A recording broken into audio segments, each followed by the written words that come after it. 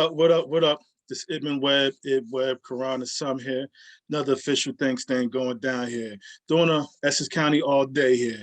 This one here might get a little, try to keep my composure a little bit here, man, just because the brother that I have coming on here, I have Tim coming on, Tim Walker. Some known through his exploits, playing sports. Some known as Raggedy Man, former Def Jam artist. All that being said, though, his brother Anthony, may he rest in peace, was my man, is my man, as I still try to keep him in my presence here. Like I said, me and Ant go back, years. Like I miss him a whole lot, So to have to get Tim on just to talk about his time growing up, what have you, and just life in general, like I said, means a lot to me here. Like I said with Ant, I miss him. So, but I get Tim on. Like I say, he was gracious enough to just give me some of his time. Hopefully I don't take too much of it, but get nosy a little bit, learn some things about him I might not have known, and just kick it with him. So just hold tight. There we go. Ah. Nah, it's all good. What's up, man? I'm all right, man. Good, man. Thank you for doing this. So how's it going? I'm good, man. I'm maintaining, man. Holding up, man. Taking life as it comes, man. That's good. Yeah. How about yourself? Yeah. Well, basically, I'd like to see that this thing clears up so we can start really getting back. Things start really getting back in the circuit. But yes. Other than that, I mean, I can't really complain. All right. Cool. And as I when I touched base with you before, man, like I said, it's something I've just been doing for a few months here, man. Just but I don't care what capacity. I mean, it's been a lot of athletic, people, but people just in general, that's been in my life or I've seen from afar, just my admiration and everything from. Obviously, I got a connection with you here because, who you are, and obviously Anthony, God bless here, Yeah. But yeah, like I said, just get a little nosy. Tell me mind my business if I ask something too personal here. But again, just wanted to know a bit about you here.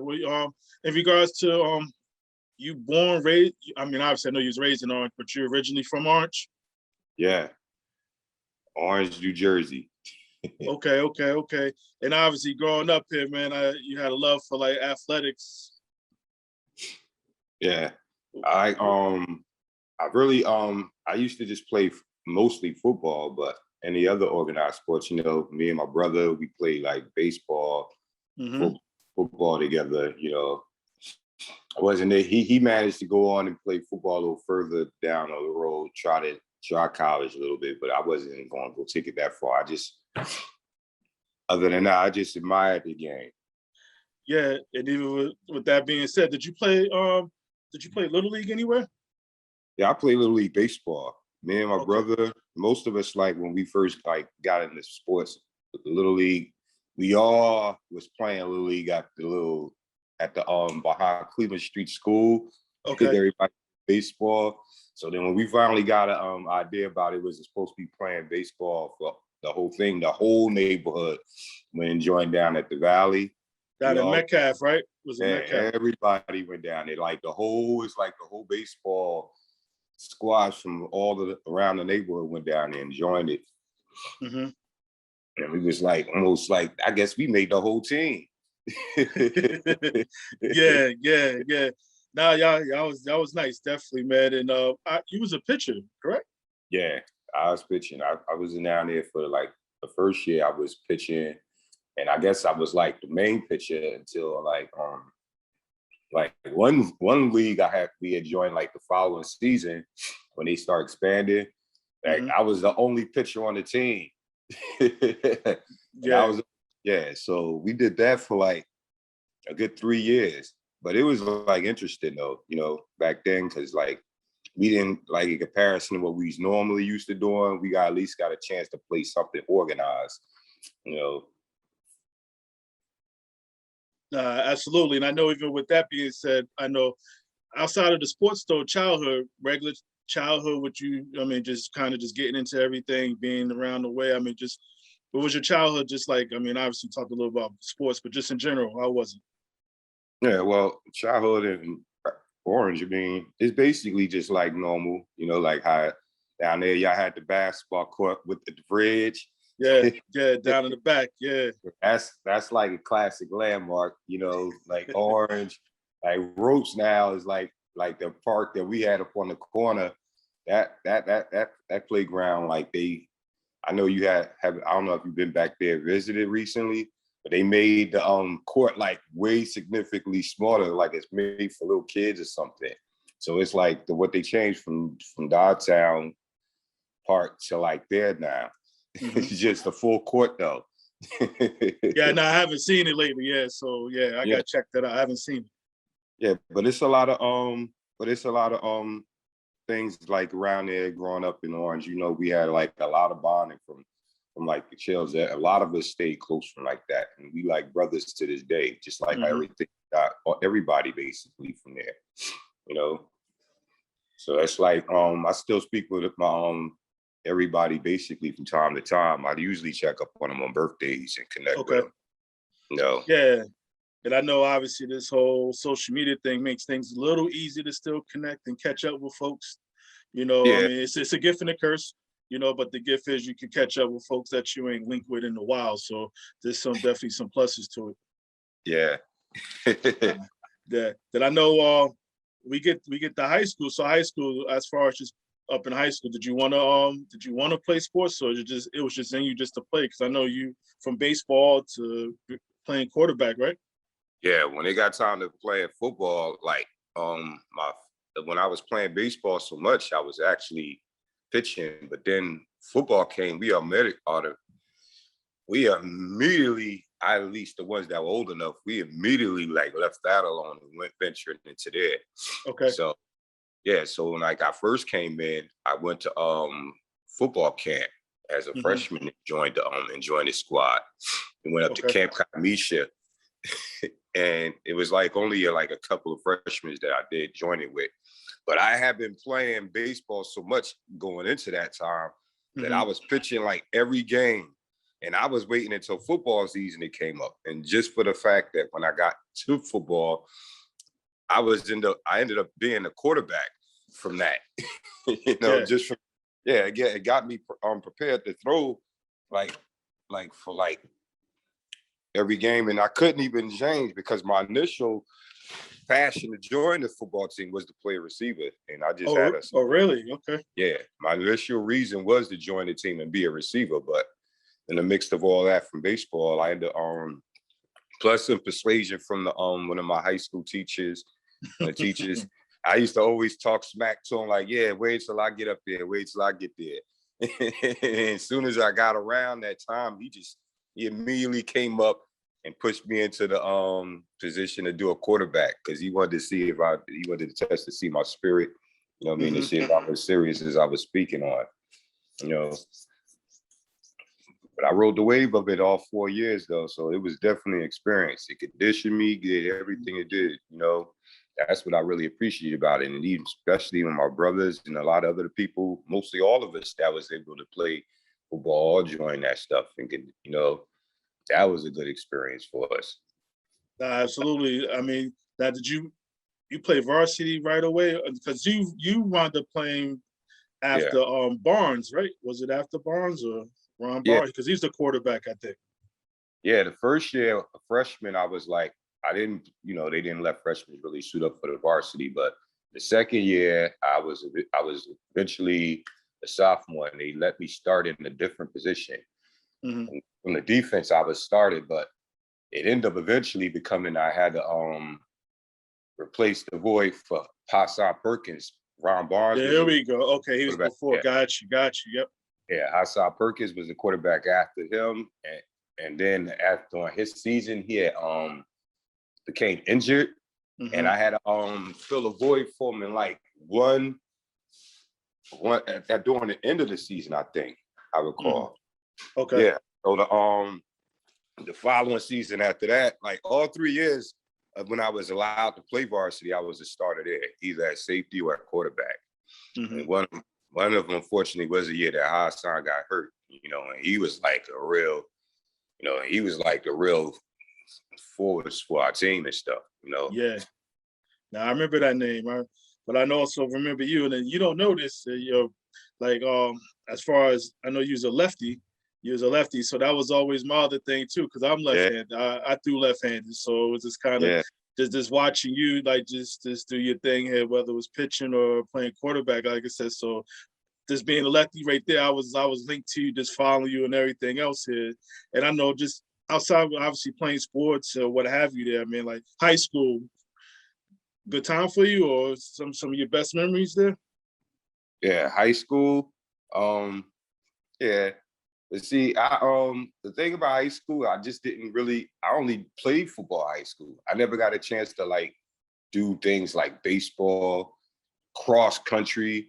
Because once I got into football, the one thing I learned about football, they started getting me conditioned and stuff. Yeah. And I really took chances at jogging like on distance. But cross country is something I really wanted to do. Really? Once I had to do that, yeah. Because that's what really, once football ended, the conditioning, I used to like, it made me mentally tough, got me seriously doing calisthenics, sit-ups, workout regimens I used to do, and then jogging as well as that.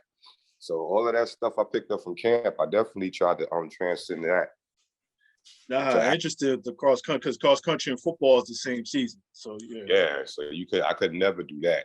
It was a guy that I used to like go jogging, like at football camp the first morning, they make you go like the 1.5-mile run. Mm-hmm. And it was one guy that I was always running first place, except for one guy, and he was a track star. And I used to always ask him, how come? Because I was always the first one with him, and he was the only one that was always first in front of me. And me and him like usually was like 5 paces apart. He was a senior, so I was like, yo, and I'm a freshman, and I'm keeping up with you. Well, what do you do that I can't beat you? And then he told me about cross country and track. So I was like, okay, and so I was like looking into that, but I could never get into it during the season. Like you say, it was on the same season. But afterwards, I just took a liking in the jogging though. Okay. Well, last time you had a good job. Jogging, I don't know. I haven't been jogging in a while, but I usually, I jog usually when I get a chance to. Like when I'm long distances for work. It became like a natural instinct. Like sometimes when I just like walk long distance, but when I get a time off, it's been like a good 3 years, because I used to jog even when I didn't have to. Jogging to work up and down the hill from Orange to Newark. I used to jog down there every morning. Okay.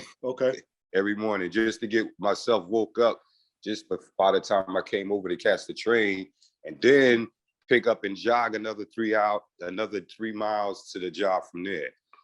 So I was up for the moment right into the passing of my brother. So it was still something. It's still something I kept in shape from though.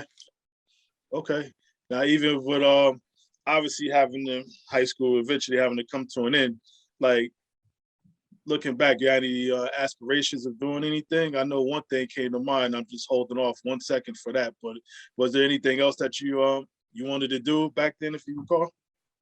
High school. When I first was coming out of high school, I was actually almost heavily recruited by the military. Yeah. Okay. Coming out of high school, I was actually. I had my issues with the armed services, but I was still open to the fact, like, from football during the basic training, I felt like, I was conditioned up to try basic training. And I think they knew it as well, because even when I signed up for it, how career day, the Army comes and you over and you invite yourself into that. I was willing to do it. And then when it came to me, I was like, okay, I want to try it. But I had other things I was like still like linked to back at home that I didn't want to separate myself from, So, but when they came and got at me after another year, I was like, hold up. I thought I told them no already. So then a year later, they came around and they kept coming like every other month, even though one time they almost had me committed to signing. I even went to take the test. with another with someone from high school. I don't know if you're familiar, Eddie Hunter. Okay. You know, and me and him was going to the thing, and I was telling him it was like kind of like an ironic story because when I was going to the military, he was there explaining how he didn't want to go, and I was the one telling him I was going to go, and it ended up being the opposite. He ended up going, and I'm the one that didn't go. Mm-hmm. Yeah. But after that, I didn't really take too much interest. I had discussed with them, you know, but I had stopped and got into music and some parts of religion that kind of persuaded me not to really take that too much serious anymore. Yeah, and I know, you know, your mom, Miss Falk, I know she obviously was big in the church and everything, and you talk about, you know, religion. Then this thing we call hip hop was in our lives, man. And then how you mentioned music, like when did that just come about? You writing and doing everything musically here. When did all that start? Well, after school with sports, I mean, I was always teasing into it, like from local talent shows, but I really I learned to get into music because it almost something that wasn't supposed to happen. I got into music from performing around the way, hanging with some local friends. But then when I got out of high school, I had like, I don't know, I guess I had something that just made me want to go to religion. So I felt like going to religion, I didn't deserve to really be musically inclined because I've learned it was some things I need to like find myself about. Okay. But then it only altered a different way for me to like get inspirational because the things I did from like spiritual cleansing, like the fasting and stuff, that inspired me to write in other ways. So I thought I was ready to leave music alone, but instead it kind of like inspired me a little more forward. Yeah, and then you mentioned that. Where does Raggedy Man come from? Raggedy Man actually came from being humility. It came from where I was actually previously I called myself Kid Cool. I remember that. Now you say that. Okay. Exactly. But then when I transited today, Raggedy Man, that was basically it was like some kind of like a soulful name because I remember I was hanging around with some friends out in the area because I graduated.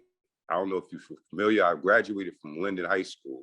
So when I was in Linden High School, I had went out to that area and I had got connected with people in the business with Biz Marquis and Cool V. I was like hanging with their crowd, Backspin. Oh, okay. Yeah. So when I got associated with them on a consistent basis, I started rehearsing around them. So when I rehearsed around them and another guy that I Milkbone, but his name was White Lightning at the time. So when I got like more familiar with rehearsing around them, we was just like freestyle beats. A couple other gentlemen, one that even started enlightening me about fasting. Once I left the church, you know, he kind of like kept my mind going in a different direction. Shout out to Frankie D and JMC, you know. But then when I was like doing this, I was talking to them, and once I left that situation alone, I came back home to Orange, but I still kept in touch with White Lightning. So when I started quick question, Tim, I apologize. Your camera, if you want to just move it. Oh, excuse me. Half your facing. There you go. There we go. All right. When I talked to a guy about a guy named White Lightning, I was like going through a name of ideas that I could change my image into, you know, because that was like it motivated me. So I changed my name to that, Raggedy Man at the time. I mean, I just started finding different concepts that stuck with me. And then I came and I hadn't spoke with him for a while. So when he came around, I introduced him to the idea. Yo, I got a new name. He changed the name for Kid Cool. Yeah, it's Raggedy Man. And me and him was like, yo, that sounds cool. Because me and him started getting real close. Okay. Then I was like, I got a new name for you. You can call yourself Milkbone. You know, I mean, so you gave him the name Milkbone, huh? Yeah, I helped him create it. So he wanted to like stick with it, you know. So we were supposed to like kind of like partner it up, you know, it was supposed to be some kind of group thing. So at the time when me and him was like going back and forth, because we were still visiting him, and then like he came around B Wiz's house, you know, he started getting around familiar with him outside of hanging around Vaughn's basement, and his manager and I, we had a good rapport as well too. So we was like creative together. And then it came time to like getting like linked it to the business side of everything. You know, we branched off only because like he had got found for a label deal outside of somebody. It's like just a change of management. He shift management. Okay. It come up to East Orange where he had got introduced to somebody that I introduced him to. He came into the camp with Camille Giss. With KG and all them, right? Yeah, he came up into them because we was all about to like join in with them while they was still hot. So what ended up happening was I brought him along to come on as soon as I was about to get put on.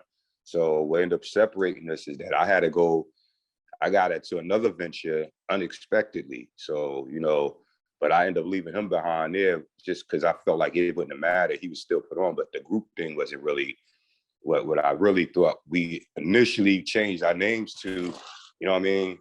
It was supposed to be something like that, but but it's like the way they signed me up for over where I ended up was kind of conflict to what he was willing to keep his image into, They put him in. Interesting. Yeah. I never knew that your connection with Milkbone too. So I'm learning something here as you're talking, man. Now, even that whole situation, even was Def Jam your first deal, or did you have something before that? I mean, well, I was supposed to be. That's the thing about it. Like before I got signed up to Def Jam, I was supposed to got signed through a deal because we had just been shopping and we had went around a couple of places, and there was offers on the table like that they was expecting to connect with me with. And I had to leave. I mean, then I just went out performance at the spur of the moment at someplace else. And I ran into somebody on Positive K. He came and got at me and offered me a deal to get put on the Def Jam. And that was what completely separated me from them. And after then, I mean, I didn't really even try to get up off of that. I mean, it was just something that just came across me because at the time I was really into it. I was serious, but it was more like the people I walled around that kind of like thrived before it, but I wasn't like the type that would waste opportunity because I really felt like it was really a lot more developing that needed to be taken care of, especially since I like wanted to develop him a name and then had me a name, but then leave it alone, but it was still supposed to be more pieces added to it, plus the other people that I was surrounded around with as well, It was prematurely. Okay. Yeah. Okay. Now the circuit, man, like that whole underground running around and obviously, spitting, doing your thing. Like, where was you going? Like, just even before that deal even came about. So you mentioned, obviously just kicking it with, rest in peace with Biz and then Cool V. Yeah. I mean, just a bunch of everybody. Like, where was you going? Like, as far as just running around, as far as getting your name out and doing your thing. Well, mostly with Biz, he when I used to come around with Vaughn, Biz he reached out to me. I hung out with Backspin, and in the process, I hung out with Biz on a few occasions because me and him was working on. He wanted to help me help with some ideas on writing this album that he was putting together, so. And plus, I got some experience in performing with him. He took me out to a couple of venues, do some freestyle, and introduced me, just get me comfortable with performance, and it pays off, because he had a lot of confidence, Yeah. Plus, he's a real charismatic individual, He kind of like, a lot of that come from a lot of that with the name and stuff. A lot of that came off of their influence, definitely for that. Because the first thing that came to my mind was when I was speaking like the Mudfoot, like the Bismarck used to always watch the little cartoons and everything, and he definitely motivated me to change my image, try to get a little creative with it.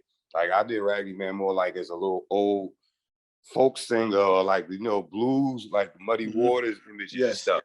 He taught me he gave me a little inspiration. Oh, buy skits. Okay. You got any other old rag? He used to feed me little images to put, so that kind of got me in that direction. But I wasn't really thinking about too much. I really got into it because the side I really wanted to do but never ended up doing was producing, because I was always into music. And outside of there, on the side, I did some band. I worked with a music band, you know, that was kind of like playing rock and roll, but they like in like alternative with some hip hop, you know. I mean, we used to do, and I got into some performances then, you know. I mean, I was even offered another record deal outside of there for that, but I was still tied to my original contract. So I just like, I made a signing for one thing, but I ended up venturing a whole bunch of other things, you know, just for the love of just being entertaining it for the time. Nah, good stuff. And I know you mentioned obviously you under Def Jam. You mentioned this brother's name again. You know, may he rest in peace too. B Wiz, obviously one of my Dogtown brethren. You know, Yeah. so like, when did you link up with B?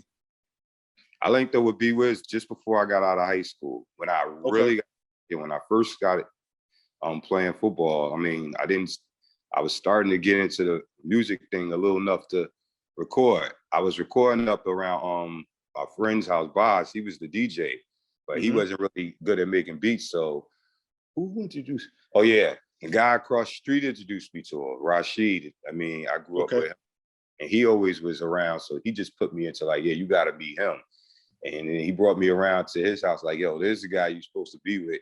So he brought me through there, and then that was it from there, because everything from there just connected. And I definitely, you know, and I hung around B. He like brought a whole new life to the party. You know, he was, and even more so because we was still high school orientated, and he was still like a grown. You know how B is. He's a grown. He's like a guru. So everybody came back and confided in him, just for not in music, but in like advice. You know. Yes. He's a very influential role model to be around. No, absolutely, man. Absolutely. And then you meet Paz. Like, I mean, did you guys hit it off right from the door, or was it, you know, some work needed to be done? Or yeah, because everything once I hung around, if I came around the circle that I was going out initially just on my own. Like when I met with Vaughn and hung with Biz and everything, I was doing that initially. When I came back around to Orange, I hung around with B, and it got more useful because that's when, for the moment, he started bringing in management and other people that really brought the business side around. You know, so he was like he was really the leader of mostly anything we ventured into. When we got decided about a record deal, you know what I'm saying, or what side of the business we wanted to go to, we all confided in his decision making because, you know, because he put everybody else in a position where they could like use their creative talents, you know, explore their creative talents. You know, but after we did but coming around Paz K, we really came through with him, and we all like looked at it like it was a problem, just like basically learning how we want to create it and get a idea together. And B was like basically the producer, the in-house producer that just basically was able to put everything positioned for us, made it less hassle going out looking for a producer for us for this, you know, and creative and get our creative like geniuses going. But but it was basically an idea from transcending to that. And I stayed with B basically until he got everybody else mature enough to make beats around with it. And then we just branched off into other little groups and stuff that they recorded. Now, how much of the business stuff, you was just looking back, you was just learning on the fly pretty much? Yeah, I mean, with Paz K, I came around and started really like actually recording where it mattered, you know. And at the time, B had picked up on other projects because Chino Excel, he came around. Chino, right. Yeah, B was working on his album, producing his as well as like putting in the work for producing ours, you know. And we was like performing along. I used to like go out to shows performing with him. You know, we used to go out perform. We used to always go to like places like New Eurekan, you know, or open mics. Any open mic session we did just to get used to performing and getting in stage. But it wasn't never like, you know, but the thing would be, we never like brought beats and stuff to a show. We would usually go somewhere where they would have a DJ, or we just got comfortable with just doing things a cappella, you know? So we didn't really use music until it got time for B to come to the table. Excuse me.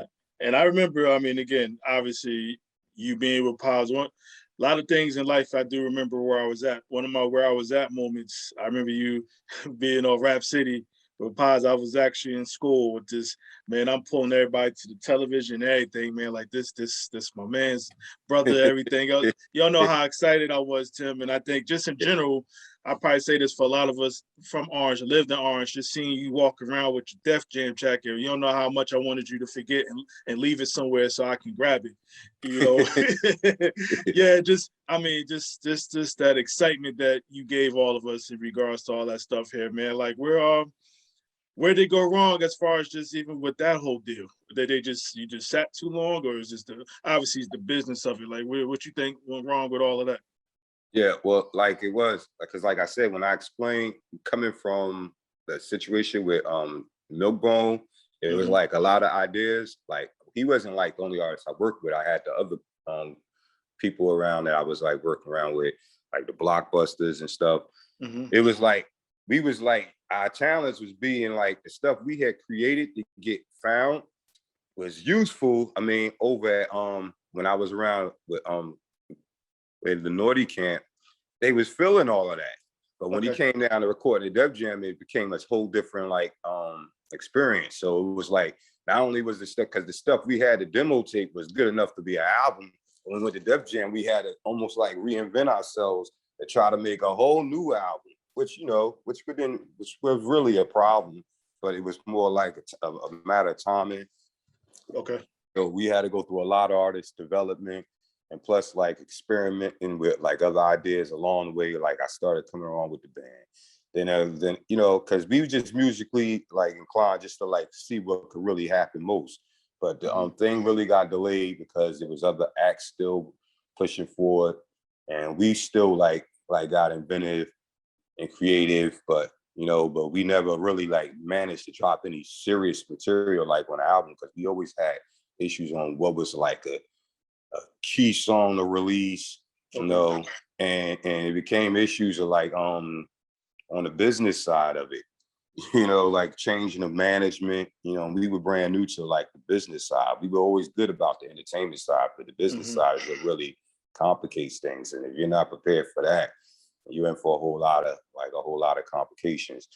So that really like slowed us up. It discouraged us. I mean, we still stayed in our form with what we was doing, because like I said, we was helping other music venues, and at the same time, I was still getting creative on other agendas too. So when we came back around, once everybody got mature, other ones got like serious, but it wasn't really for chasing record deals. Like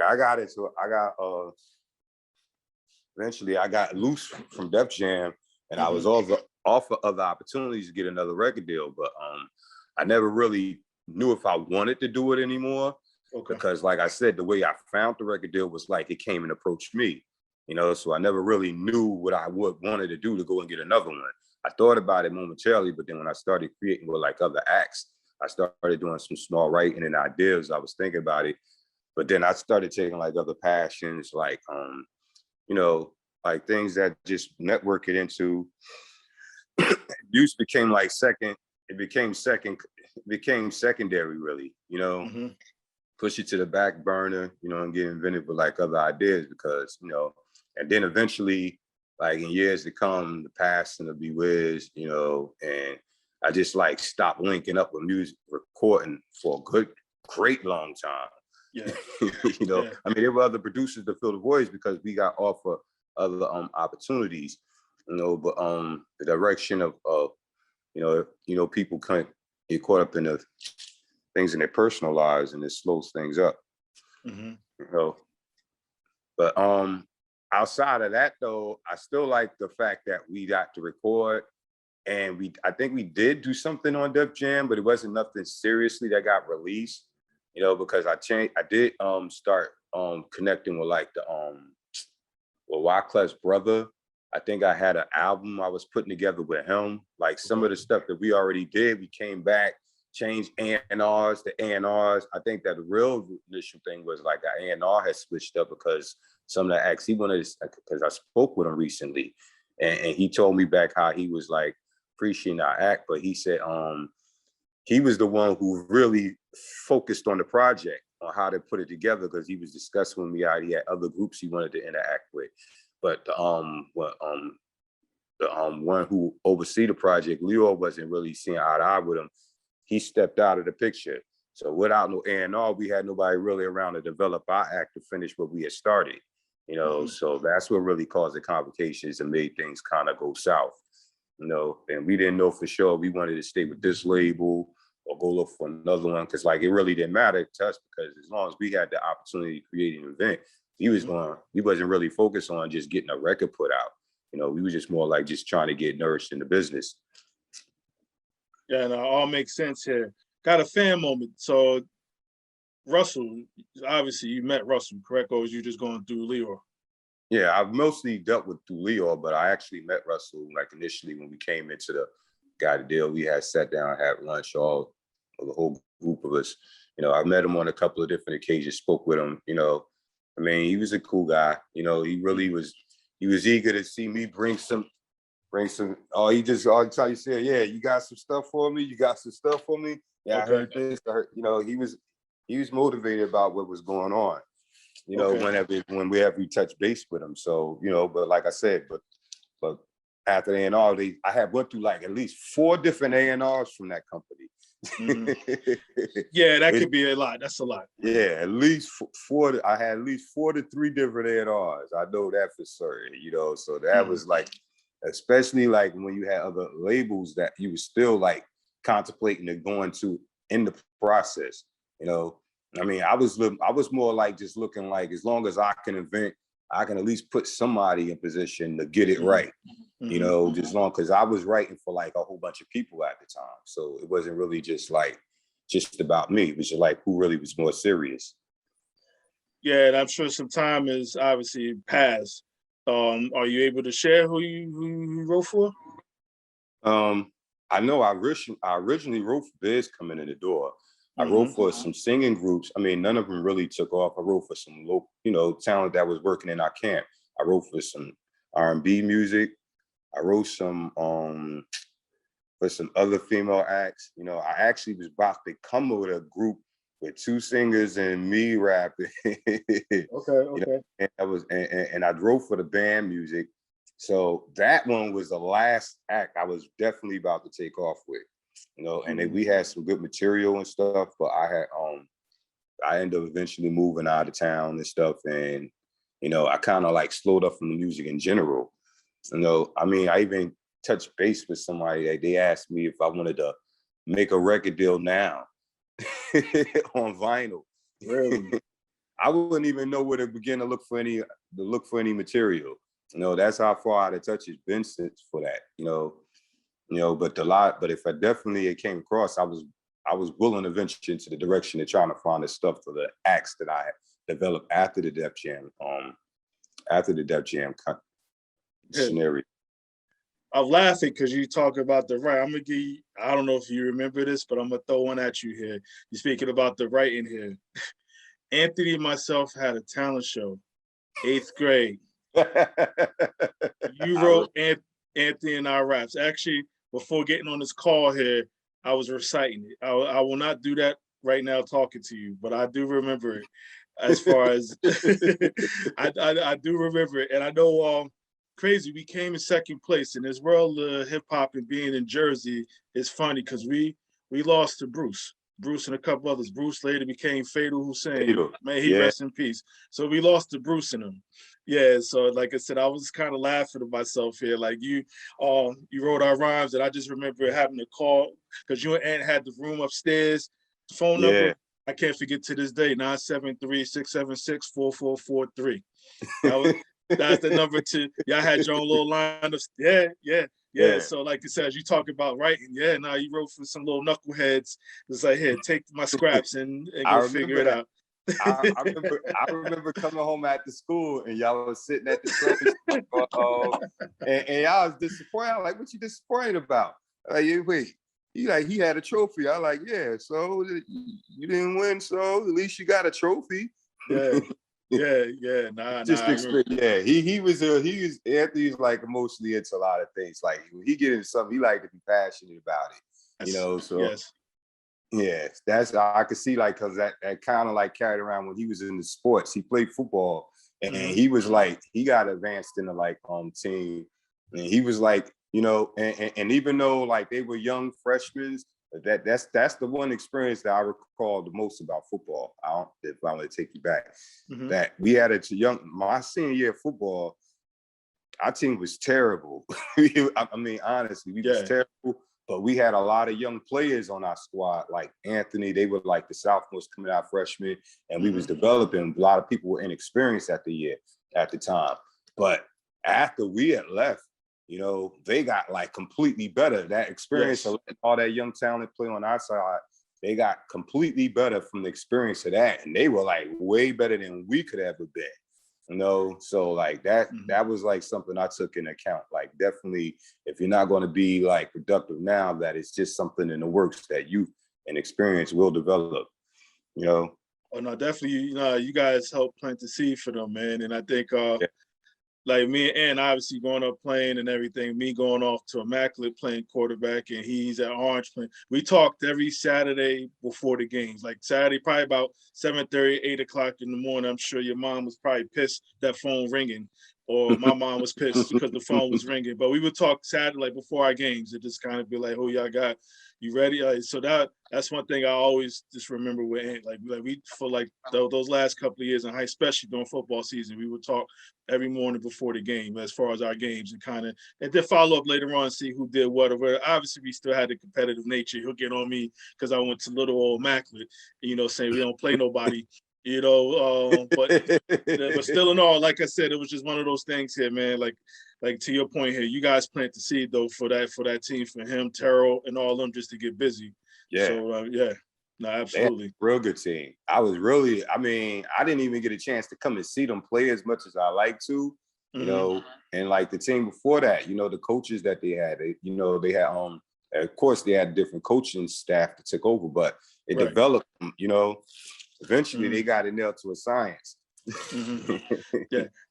And then even, you mentioned even going back to even some of the music stuff. So you branch off, you had other, ideas or things, creatively or just in general with life you wanted to do. What were some of them?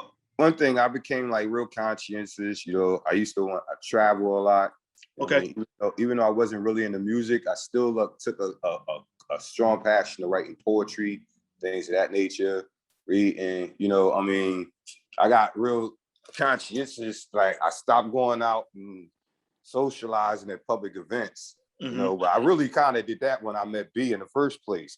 Because before B was kind of to himself, yeah, because I was really like an outgoing, outspoken person. I really did. Even when B came around, I was more like trying to bring him out the shell, but eventually ended up me settling it down and falling into the background like I did with him. And that kind of like carry that way to this day, you know what I mean? Because I see like when you sit down and you think and you're not really a crowd around you, you kind of sit down, you get comfortable thinking to yourself, and you can trust your ideas a little more better without second guessing yourself. Yeah, no, definitely, man. And I know with sports and music, man, what is all that's giving you that's like, helped you to this day? Well, the thing about it is, sports, I definitely see conviction. Like conviction, discipline is like one thing I definitely see focus from sports alone, because you see sports, you can't just look at it like it's something you just have recreational, like you become a certain age, you have to like keep your body in a certain shape. When you're young, it's just wild, willing, and free. But when you get up into it with when you like see it to a certain age and you want to still be able to perform, because I used to still play football, basketball, I used to get really into, baseball. I didn't really play too much, but outside of that, I kept conditioned from it. That kept me in great shape for the other years to come. So like, as far as that, I always see that everything that pushed me to a threshold for sports is definitely discipline, conviction, not to eat the wrong foods, and that now music. I guess I just like music regardless. I think it's like a sixth sense for me. So even if I'm not performing it, I like listening to it, and it still inspires me to do creative thinking on the outside of that. It definitely inspires me to do a lot of creative thinking.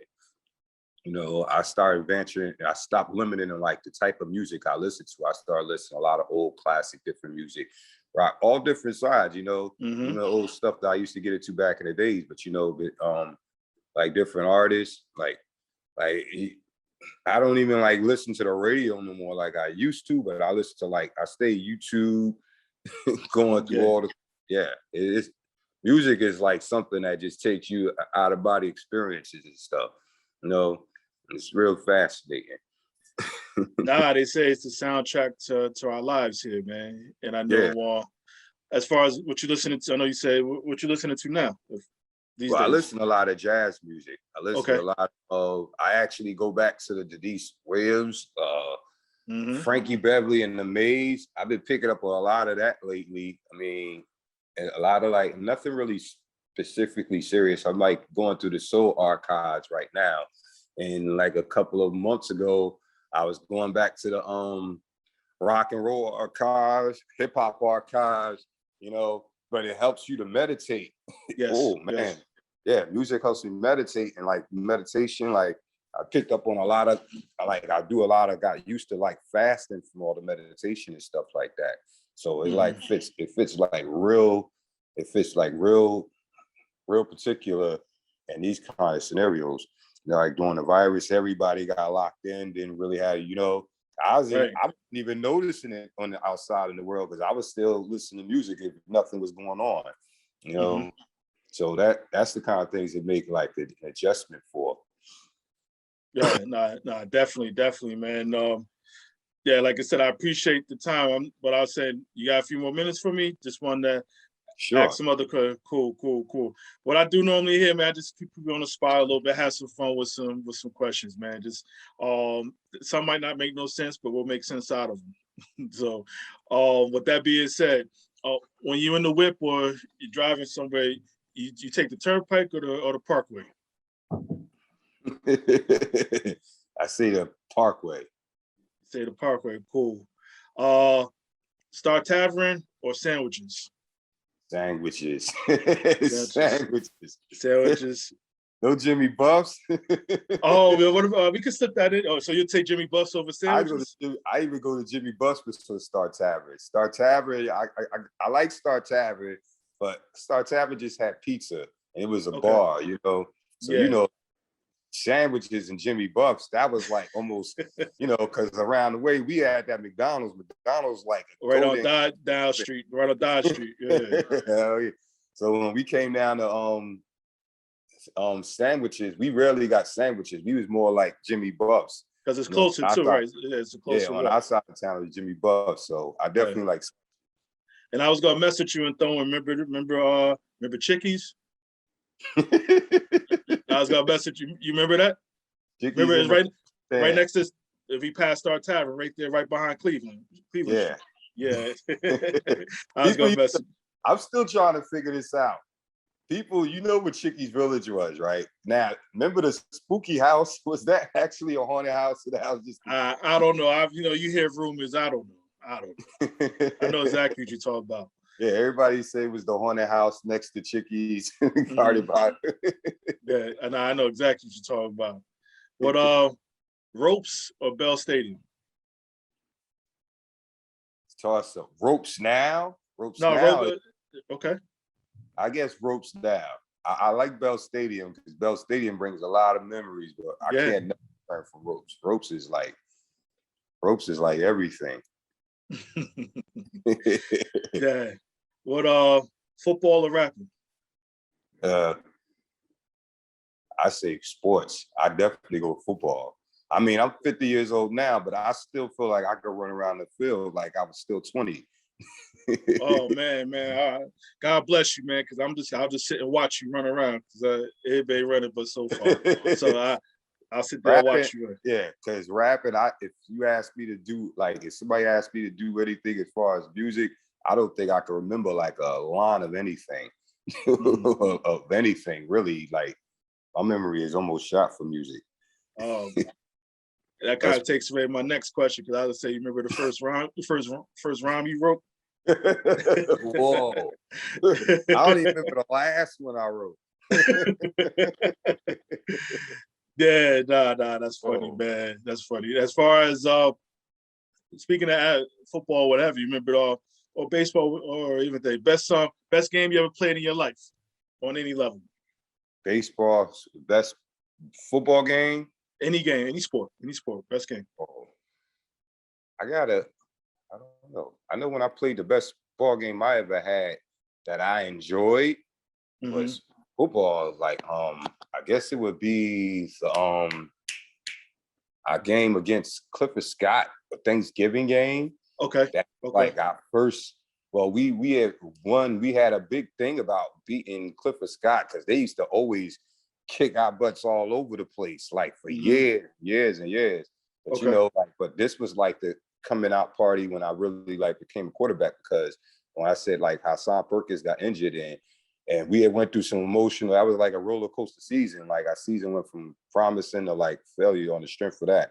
And I was even yanked in and out of like the quarterback position, like, once I had got injured that year. But to finish the year, I was a star quarterback. I guess I had a good performance, leading into going into my senior year, so I guess that was like actually my last win. Yeah. Because my last senior year, because the senior year, we didn't win anything. Y'all didn't win. We didn't win one game. I had countless memories of JV games we had won because the junior varsity team, even though I played senior, I was like the quarterback on the varsity team. They still allowed me to play JV and get some reps in as a quarterback over there. And we used to like stomp through everybody. That's why I was playing with Anthony. And we was like, they was like the receiver, a whole bunch of people like from there. He was dominant. Yeah. That's how I knew like that season that they end up finishing their senior year was going to be good progress because we was there already looking at like, well, stop this senior team, put the JVs on. Everybody looking forward to a JV game now because we was the only one consistently winning. Yeah. Now I'm kind of yo-yoing back and forth, but as far as any cipher or session, do you recall like you just bodied, like, you know what, I just bodied this, and whoever was in front of you? You remember recalling any time, any moment as far as in your music life, like, yeah, I just bodied this? I don't know because Okay. I don't really. I mean, there's nobody I never really like form anything like compete against anybody that I really took it too personal when I was like trying to make a song. Okay. Usually when I do songs, it was more like a focus on how many people I can get involved in here or how many people I can compliment along the way. Because there's one thing, even though I perform solo, but I definitely like involving the people around me and let them feel, you know what I mean? I was humble. I like the people around me to like flourish as much as I did. So it was never like looking at like, yeah, I bodied this. It was more like who I kept up, Okay. like, because the thing that really impressed me is that move the camera down. Yeah, move the camera down a little bit. Oh, excuse me. There we go. When I got into it, what really impressed me is like when I seen like the challenge for me feeding off the people that was around me and they became just as good. That made me feel proud. Like a lot of people, it's like started getting on a level where I wasn't carrying all the weight. Other people start pulling their own weight and carrying the slack. That's what I like most like value about it. And like everybody eventually became as good. What was your style? If you to say what kind of style you had, what was your style like? I can't really see who my style was. I really like.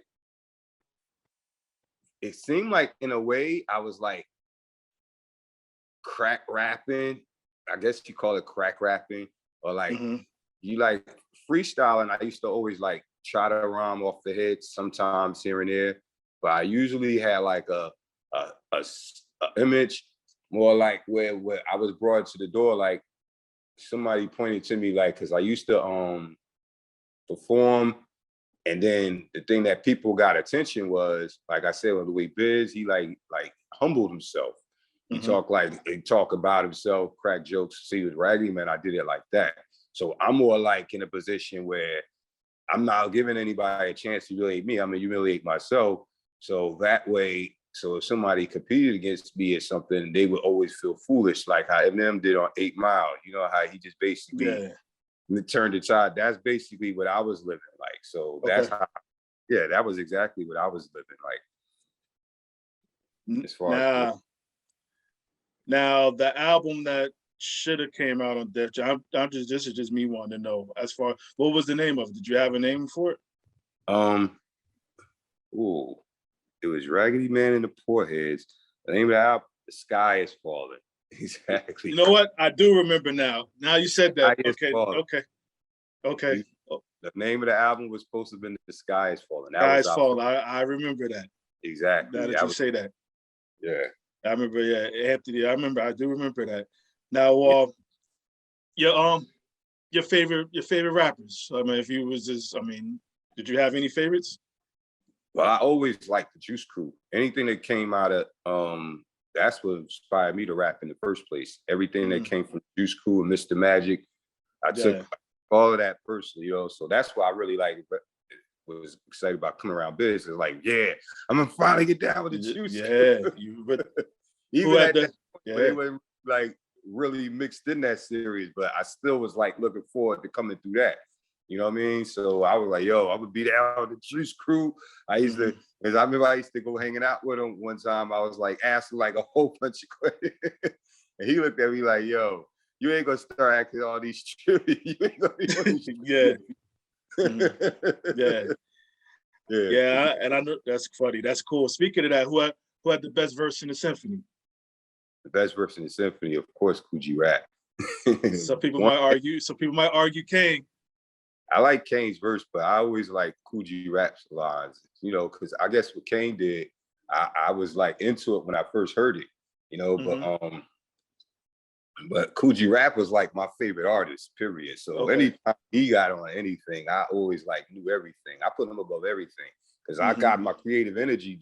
I like style I got from like what Kane did, but like Coogee Rap, regardless what style was going on, his lyrics was always the sharpest. Most any cipher that I recall, like every I can't like his creative like instincts, the way like metaphors, punchlines, all that stuff was like the most like epitome of everything. G-Rap, and he never got his really his due. You know what I mean? Like I said, we all know he's G's crazy. Wanted Dead or Alive, one of my favorite albums, man. Absolutely. But again, I know you've had probably a bunch of them, but just even at this point in your life, like what are three of your best moments of your life so far? Well, the three best moments. Not the three best, but three of the best. Three of the best moments. Well, one was graduating high school. Okay. Because for some reason I didn't think I was gonna make it. It surprised me. I just stumbled across the finish line anyway. That was one. Two, I didn't really see it at the time, but it ended up turning out to be something that led me baptism when I got baptized, because it led me into taking my life a little more serious. Because I told you when I got baptized at the time, it wasn't a big deal to me, but but it led me to thinking in a certain way that kept me safe from a lot of other problems and stuff.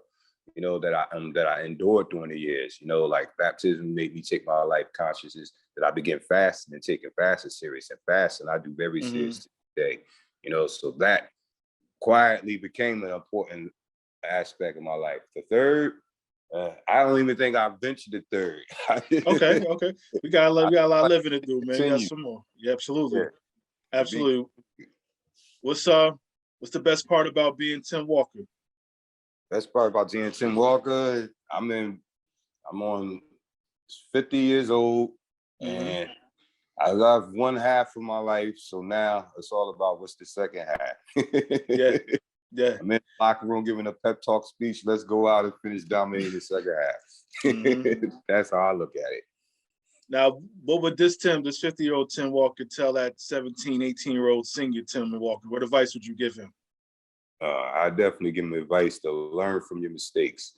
Definitely learn from your mistakes, and always have somebody around to record your mistakes so that you can confide in them as well as the other ones. So I definitely make sure I tell him to make sure that he take advantages of your opportunities, and show them the things that you need to do to keep from falling to the same problems. Mm-hmm. That's the one thing I definitely like to, because you'll find a lot of value in friends that have a lot of things in common with him. It's not about the type of friend you pick from popularity circles, it's the type of friend you pick that you have in common.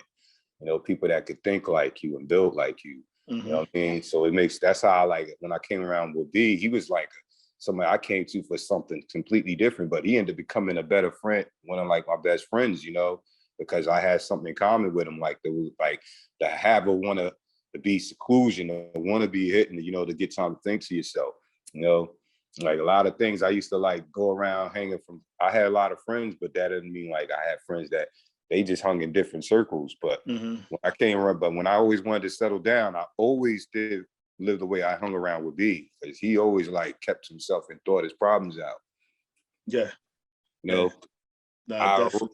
I could really remember a B Wiz moment, like, I don't know what I'm doing this. I really came across somebody like, a person like that who kept his mind intact. Like he had problems, he kept it to himself, you know what I mean? But still kept his mind open to help you sort your problems out.